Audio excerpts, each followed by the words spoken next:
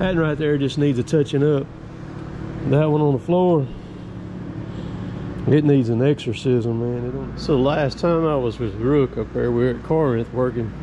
I had a little carnage going on. We were working that first tree, that big monster one, and I was trying to saw a limb that was, the limb was huge. The limb was bigger than most trees, but I was having to kind of get up under the limb. I was running my old 400 right here with a 25-inch bar. I should have been running that one right there, but I could have reached a little bit further. But so when the limb come off, I knew it was gonna rub the saw there when it came off. But what it did was it caught this dog at West Coast Dog, and it popped the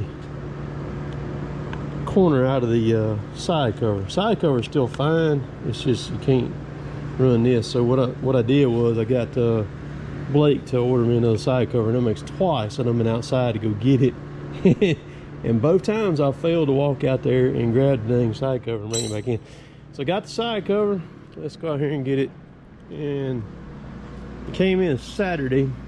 I rode by there, picked it up today, so we're gonna put the new side cover on it and get that done.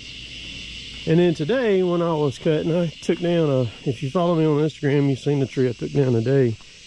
God, that tree was a monster post oak. I did it by myself solo, had to take the top out of it and then put the spar on the ground. Well, when I went to cut the spar down, I called it, and look, I thought it probably had metal in it, and sure enough it did. So I smoked through a nail or something with a 33 RS chain of all things. So that makes, there's the cover. 2 big metal hits I've had recently. The thing about it is, you do tree work in these yards, you're gonna hit stuff in them. It's no ifs, ands, or buts about it.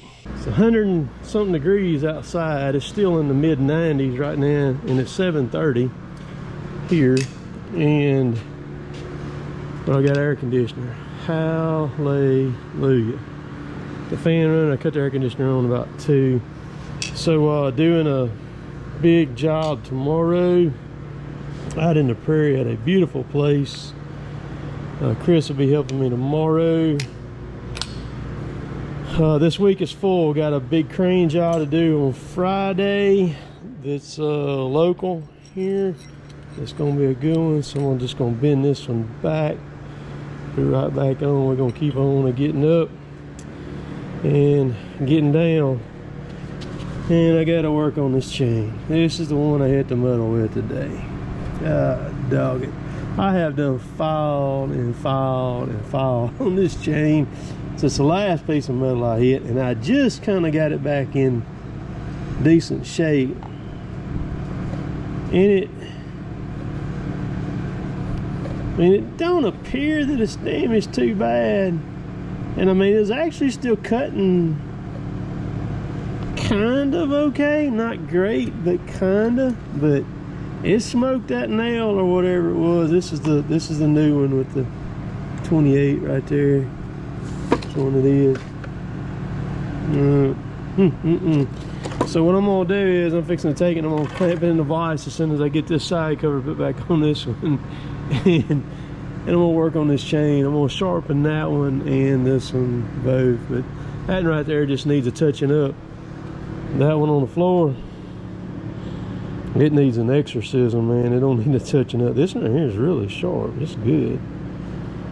This is a Oregon chain on this, and this is one of the last few Oregon chains that I had.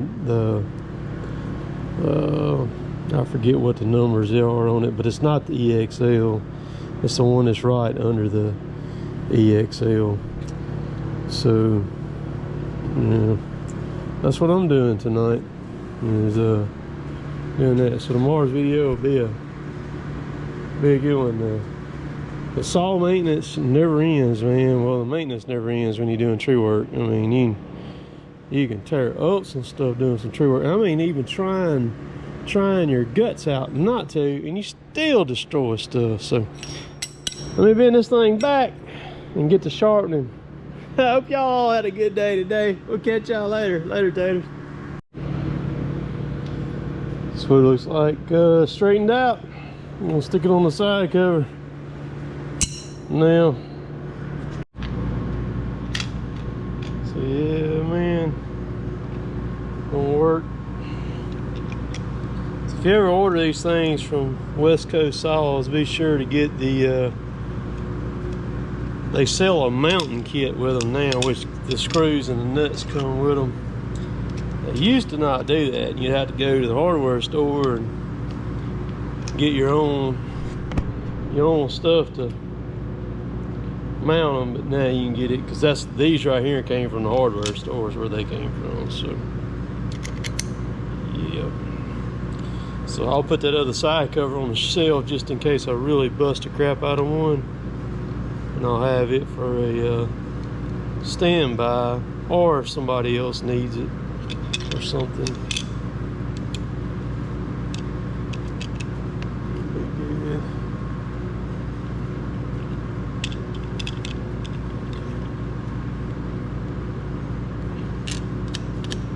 I use nylon locking nuts on these things too, because the vibration, you know, is pretty intense on these chainsaws, and it just helps keep them locked down real good. Yeah, man, that's gonna work. All right, I don't normally do this, but it did damage this chain pretty good. I think I can bring it back. So I'm off.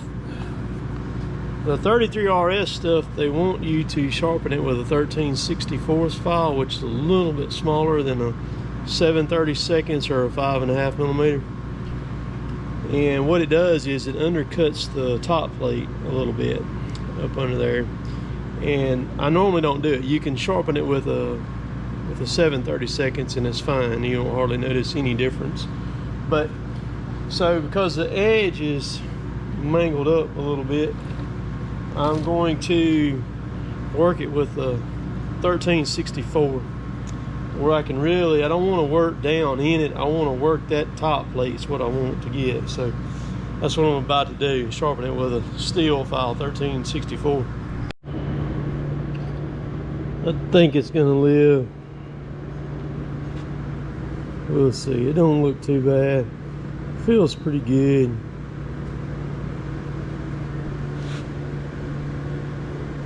I hate hitting stuff, but man, like I said a while ago, you cutting in these yards, you're going to.